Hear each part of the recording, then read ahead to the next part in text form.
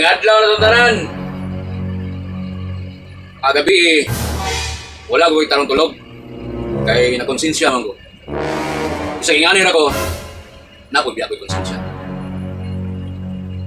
Unang, sa mga bagang doon sa katauhan, pasayluar ko ninyo ha, kay sa pila ka mga higayon ay natabo, tungod lagi aning krisis na itong gisagubang karon, kaning giatubang sa atong nasod, sa pagsaka, pagsulbong, ug way katapusan nga pagkailap sa presyo sa krudo, gasolina, ug ubang pa mga palaliton. Unang, pasensya ko kayo nga nayo bang tao nga dili kayo komportable sa servisyo kay tungod lagi kung anay kinahanglan maging ana kay malusing man siya, malkansi man, no? Usay gani atong koleksyon igor ko tao ipatubil na gani uban kulangon pa, no? Negative. So atong buhaton lamang gud ani kay Pilipino man ta, katawan man ta sa Dios. Ampo na gud ang pason balik na sa normal, no? Ang atong biyahe, ang atong inadaw-adlaw nga pag-inaysikay, pag-giyo-giyo, para po lamang luwag-luwagan ang atong agibati ba. Unang di ko malikayan nga naagod ay di mapasakay, labi nas dalanon. Unang upagatan ko lamang ka, pagsayo gud ta. No? Sorry kayo sa mga pasahero nga wala ko napasakay, ako na lang gibalibaran. Bisan po mo, sakay gud sila, mo pugos sila sakay, isa gadasok na.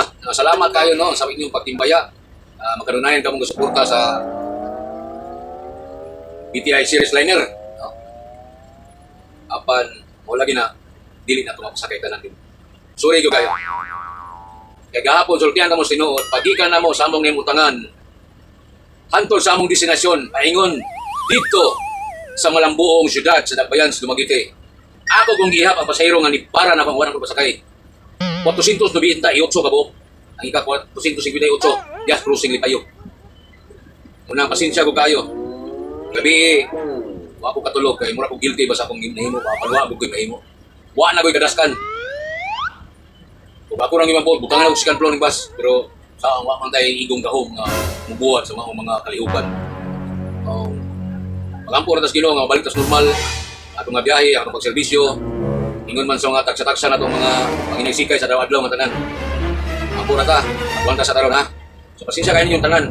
At wala na ito na masakay. Sorry kayo. Kaya naman kabalaka, ay ang kumpanya naning kamot o maayo ang matagal solusyon ng atong mga problema suliran nga gisagubang karon sa panahon sa krisis. Daghang salamat, apil ka ta pirmi. Unswa!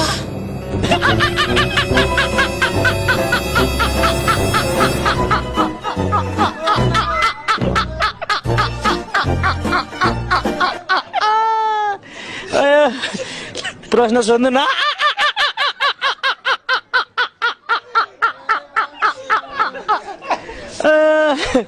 सक्या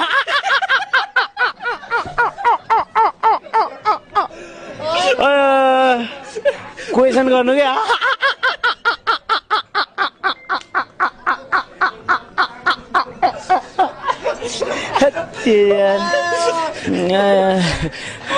वाह